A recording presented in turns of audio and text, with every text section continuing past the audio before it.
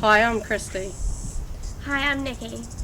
And we're the Cystic Sisters and would like to welcome you to the 2017 Cystic Fibrosis Conference.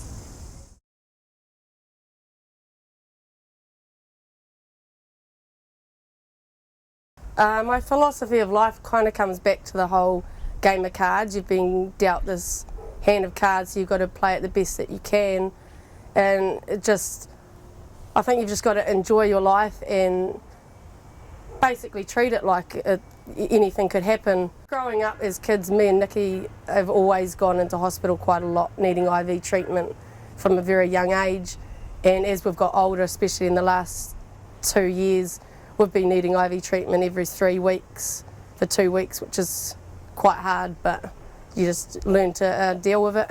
Yeah, definitely growing up, the college years were probably hardest for me because about that time I was starting to get quite sick and I spent a lot of time in hospital, so sort of 3 weeks at school, 2 weeks in hospital, so my social life was quite different to most teenagers, so that was quite hard for me. 7 months ago I had my lung transplant and since then I've literally got a new life. Yeah, I think with transplant you kind of don't ever think about it because you know that's your last option to live, so you kind of don't think about it till it's happening.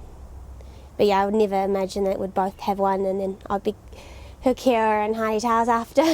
I'm aware that the theme of this year's conference is anything is possible, and in my life I totally believe that is true.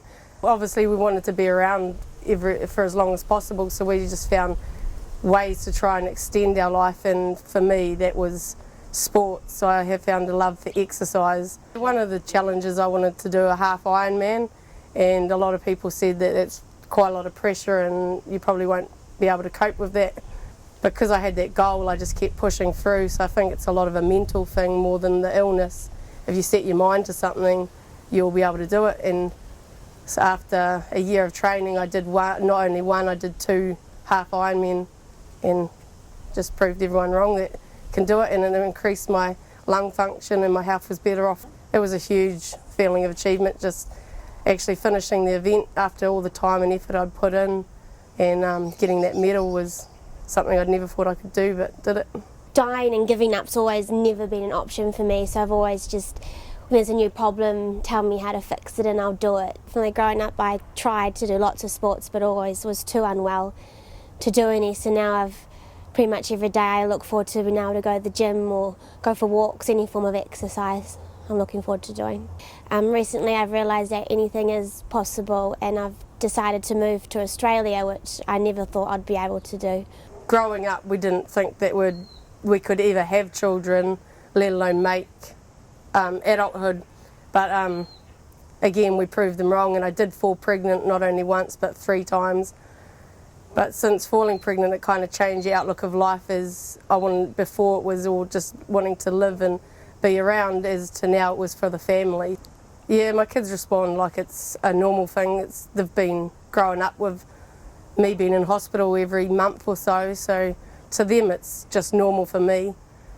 But as I've got sicker, they're noticing I can't do as much, and they are really looking forward to me getting new lungs because I've seen my sister and how well she's doing after getting lungs. So they've always saying to me lately, I can't wait till you get lungs so you're not grumpy and can do lots with us. So she coped so well and did so much, and I always feel if she can do it, I can do it, or I'm not going to let her outdo me, so if she's doing it, I'm going to do it. Yeah, me and my husband now, we thought we wouldn't have children and sometimes looked at other ways to have kids, and I adopted Christy's kids as my own for a long time, thinking I'd never have my own, so we were quite shocked and surprised when I did fall pregnant, but really happy and lucky that we've got Skylar.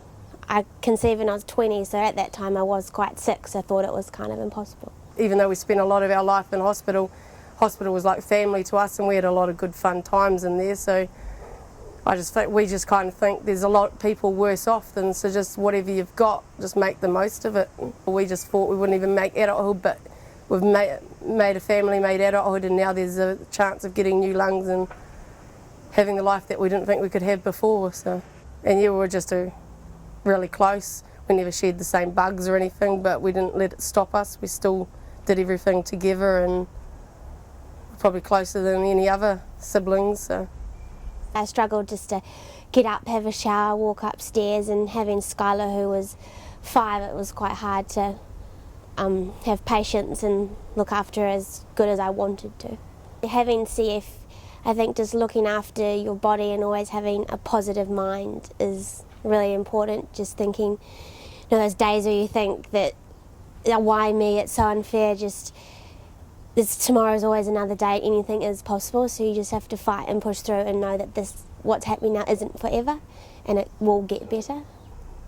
A few years ago we decided that we'd like to get the awareness out there for CF, so that's where we both came up with the idea of starting the 65 Days of Good Deeds. We wanted to make the world a better place and realise that there's other people way worse off than us, so how can we do that? And we decided that we wanted to do nice things for everyone, and then we thought we could incorporate getting the awareness out there by doing something nice and then letting them know about what we had, and then it was a chain reaction. They did another good deed and it just went on from there.